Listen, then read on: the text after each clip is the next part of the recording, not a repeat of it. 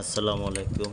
আজকে আপনাদের দেখাবো পিওরিট ফিল্টারে কীভাবে কিট পরিবর্তন করতে হয়।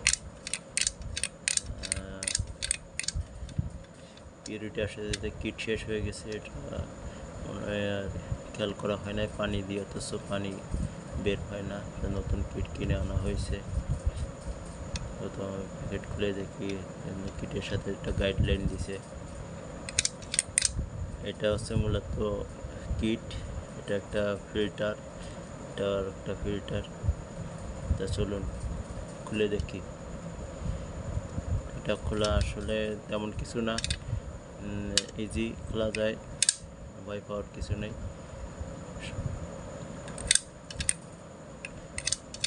প্রতিটা পার্ট আলাদা আলাদা করে ফেলতে হবে।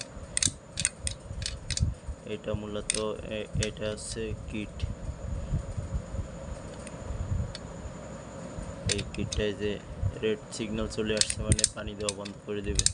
পানি যতই পানি ঢালেন না কেন, আর আপনার নিচের দিকেও পানি ডেলিভারি দিবে না।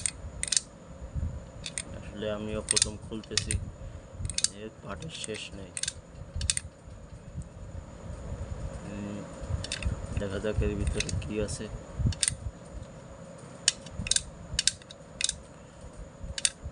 এটাও আর একটা পার্ট।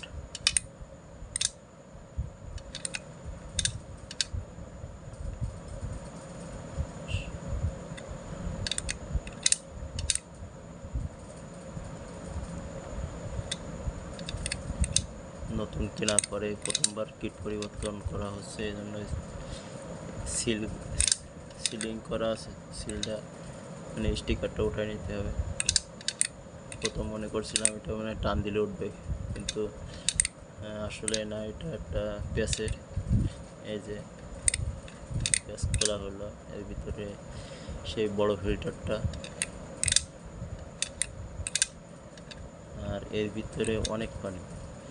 তাই পানি ফেলে দিয়ে ফিল্টারগুলো পরিষ্কার করে আনা হলো। এই যে নতুন কিটের বক্স, এটা কিট, এই ফিল্টারটা, এগুলো নতুন সব একসাথেই থাকে, এগুলো বক্সের সাথে একসাথে থাকে। আসলে খাজনা চেয়ে বাজনা বেশি।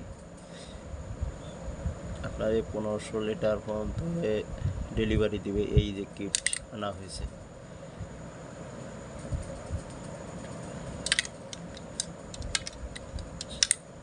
পিওরিট আসলে আমাদের এই মধ্যবিত্তদের জন্য নয়, বড় লোকদের জন্য।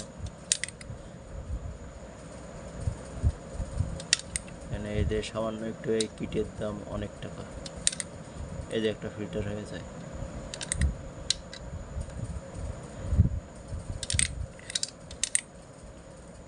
তো এই বড় ফিল্টারটা এখানে লাগিয়ে ফেললাম।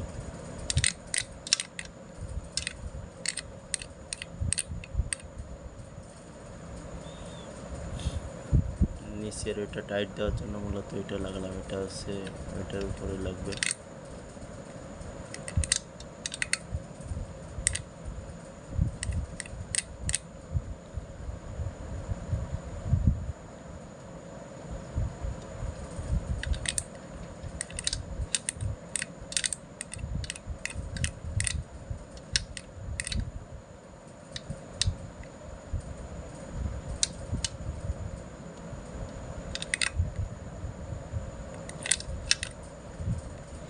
এটা আছে উপরে পাটের ফিল্টার।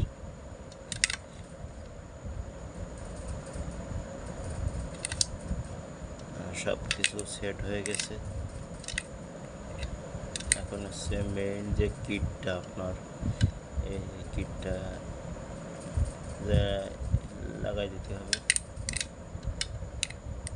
প্রথম মনে করছিলাম অনেক পারবো না, ফিল্টার নিয়ে যাওয়া লাগবে দোকানে। পরে দেখলাম পারলাম। যাক আলহামদুলিল্লাহ, পেরে গেছি, সাকসেস।